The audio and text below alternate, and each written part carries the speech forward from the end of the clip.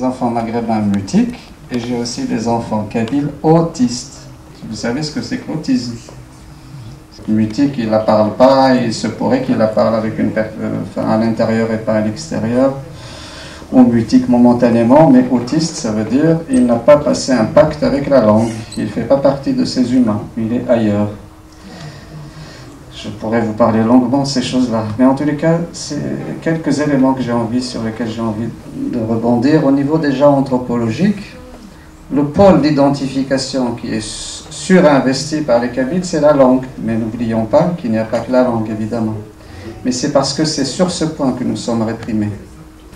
Donc ne jamais oublier tous les autres systèmes, tous les autres systèmes de valeurs, système de parenté, système de filiation, système de l'honneur, système initiatique, l'architecture, tout ce qui constitue une culture là, on a tendance à surinvestir sur la langue et c'est normal.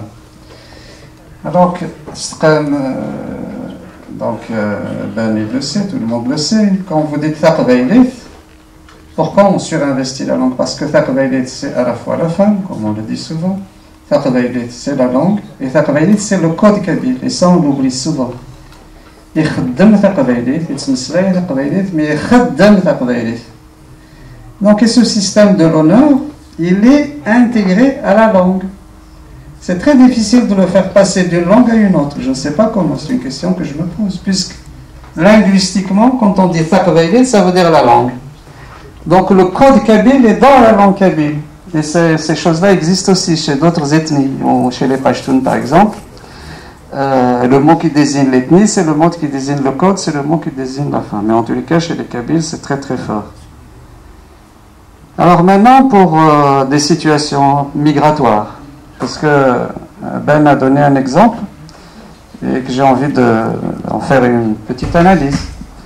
Quand quelqu'un parle une langue qui est minoritaire et qu'il la parle uniquement à l'intérieur de la maison et que c'est les parents qui la parlent, et quand il sort la langue majoritaire, elle est autre.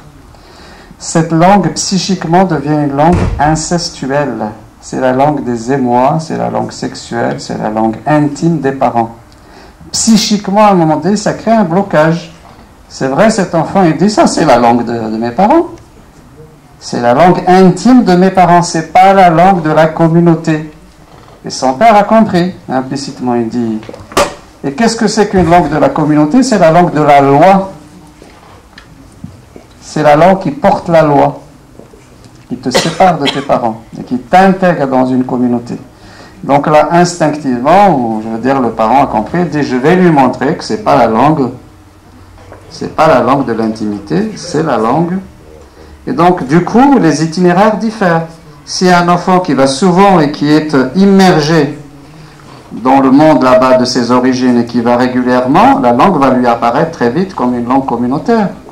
Un jour, j'ai reçu un jeune qui me dit comment il est allé enfant là-bas.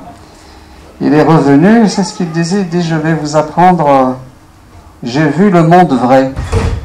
C'est-à-dire, il a senti que sa langue qui est parlée à l'intérieur de la maison s'est connectée à la communauté et ça a créé un effet de vérité, c'est-à-dire un effet de cohérence. Il est revenu, il a commencé à prêcher. Pas la religion, mais à prêcher sa langue. Justement, c'est intéressant de revenir aussi aux autres pôles d'identification. Vous avez vu les Catalans, par exemple, quand il y a eu la revendication catalane, c'est l'Église qui l'a prise en charge. C'est le catholicisme catalan qui a pris en charge. Donc on a deux pôles, deux ciments. Il y a deux ciments qui sont cette identité, c'est l'Église et la langue catalane. Nous, aujourd'hui, comme vous savez, du fait que la prière doit être faite en arabe, etc., c'est l'origine de l'arabisation, nous avons un seul pôle, on n'a pas la religion.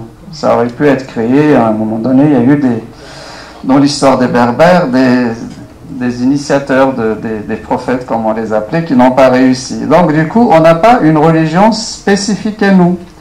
On aurait pu avoir, comme les orientaux, certains groupes chiites, ismaéliens, etc., les groupes qui existent au Liban, on aurait pu avoir une doctrine spécifique à nous. Dans l'islam, une doctrine comme les Alévis en Turquie. On ne l'a pas. On aurait pu l'avoir avec les Fatimides au Xe siècle. On aurait pu avoir une doctrine spécifique dans l'islam, mais qui nous distingue de... Il y a les Yézidis chez les Kurdes. Ils ont leur doctrine spécifique. Il y a, j'ai oublié comment on les appelle les autres, un groupe qui existe au Liban. Les Druzes. Donc les Druzes, vous voyez, à l'origine, c'est une doctrine religieuse, elle est devenue une ethnie. Donc l'ethnie s'est construite par le biais de la doctrine religieuse. Après, comme les Mozabites sont devenus Mozabites parce qu'ils sont une minorité à garder la doctrine kharijite ibadite. Et c'est devenu une ethnie. Mais c'est la doctrine qui a construit l'ethnie. Nous, on a une ethnie, on a quelque chose, on a la langue, qui est l'aspect le plus visible, mais on a quelque chose qui est invisible, c'est ce fameux qu'on peut désigner comme ça, le code de Farveilit, le code de l'honneur. Mais si vous dites le code de l'honneur, alors c'est quoi ce code de l'honneur?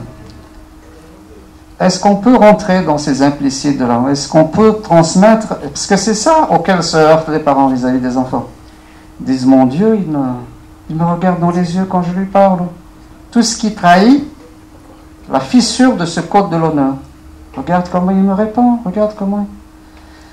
Donc il y a un ensemble de choses très très fortes, mais nous on se contente juste de dire al-harma, al-nif, mais on ne va pas plus loin. Mais ce nif, il se décline comment? Et j'aimerais bien que dans les cours de linguistique, parce qu'il y a des jeunes qui sont demandeurs en France, et j'ai souvent proposé ça, ce que disait un peu Améroche, c'est-à-dire au lieu de leur proposer une langue linguistique, proposons-leur une langue culturelle, parce qu'ils sont à la recherche des matrices de sens, le pourquoi du monde, pourquoi je suis là, les mythes, les contes, etc. Et c'est pour cela qu'ils vont vers l'islam à un moment donné. Personne ne répond au pourquoi. Si je parle la langue des injonctions, parce qu'effectivement, les migrants à un moment donné, la langue s'enquiste, puisqu'elle n'est pas ressourcée à l'extérieur.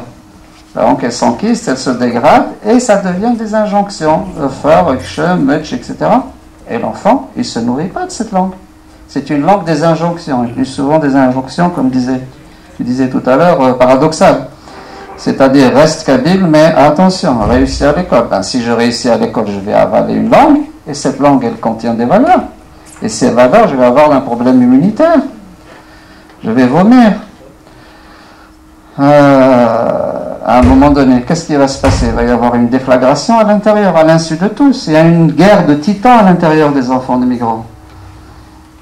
Et donc, est-ce qu'on peut leur transmettre? Après, ils choisissent évidemment la religion, qui est le plus petit dénominateur commun, où ils vont s'affilier à des milliards de personnes, avec quelque chose de... Ils vont prendre le Coran comme un manuel scolaire, hein. Ils n'ont pas du tout l'idée de la polysémie, de tout ce que Chachari, comme ils vont le prendre littéralement, et ils deviennent des fondamentalistes.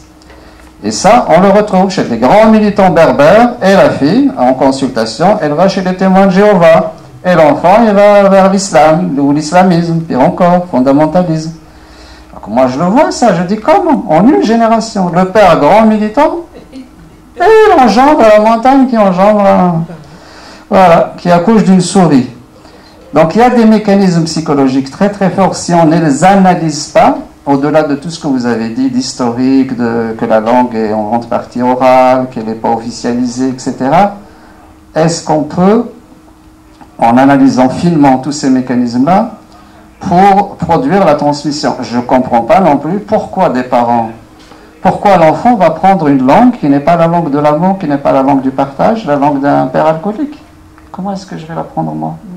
Ou la langue d'une mère qui ne m'aime pas, ou la langue d'une mère qui veut que je sois un duplicata d'elle, où il n'y a pas de transmission, qui m'impose, voilà, comme si j'étais en Kabylie, exactement la même... Là, il y a tout un immense travail à faire, et beaucoup d'analyses à faire pour pouvoir, malgré toutes les difficultés que vous avez citées, transmettre quelque chose de vivant. Donc j'ai proposé, je parlais la dernière fois avec Nassima qui enseigne le berbère, je lui ai dit, pourquoi est-ce que tu n'enseignes pas, puisque les enfants y viennent, je sais que leur demande n'est pas la langue linguistique, leur demande c'est la langue culturelle. Ils veulent se nourrir profondément de cette culture. Si j'étais un oncle prof, j'aurais décomposé le code de l'honneur. L'ahya. C'est quoi l'ahya? Dans quel moment vous éprouvez l'ahya? Après, les enfants, ils vont, ah, c'est pour ça que mon père s'est mis en colère, je n'avais pas compris. Nif, etc. Et on décompose tout ce qui est autour de l'qdar, etc.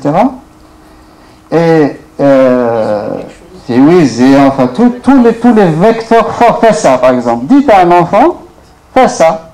Vas-y, c'est quoi fais ça? Fais ça ou vas-y, rajoute fais ça. Et là, il faut ramener les proverbes autour de fais ça. Il faut ramener aussi même quand un guérisseur vous demande de manger fais ça. Pourquoi est-ce qu'il demande fais ça? Il y a des contes autour de fais ça sur une femme qui a été tuée par son fils et fais ça, c'est le foie. Donc c'est l'organe de l'affection filiale, de la transmission filiale, de l'affection filiale. En tous les cas, moi, ce que je leur enseignais, je partirai de ces codes. Et après, ils vont vouloir apprendre la langue plus fortement. Pourquoi? Parce qu'ils se nourrissent de cette langue. Sinon, ils ne sont pas nourris. Pourquoi est-ce que beaucoup de groupes aujourd'hui, en Amérique et ailleurs, défendent le Tibet? On s'en fout du Tibet. C'est une minorité, les Chinois, c'est un géant, ils vont les avaler et puis c'est tout. C'est une féodalité, que sais-je. Mais le Tibet, c'est à cause du bouddhisme, à cause de la sagesse que ça... Quelle sagesse nous avons à transmettre à nos enfants? Quelle transmission? Quelle culture vivante pour qu'ils puissent vouloir apprendre la langue? On apprend la langue que si elle transmet une richesse.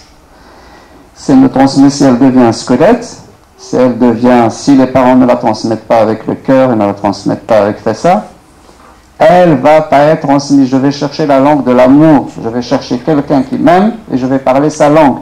Il peut être français, il peut être bouddhiste, il peut être musulman, il peut qui que ce soit. Donc ça, c'est des choses vraiment très importantes. Voilà ce que je voulais vous dire globalement.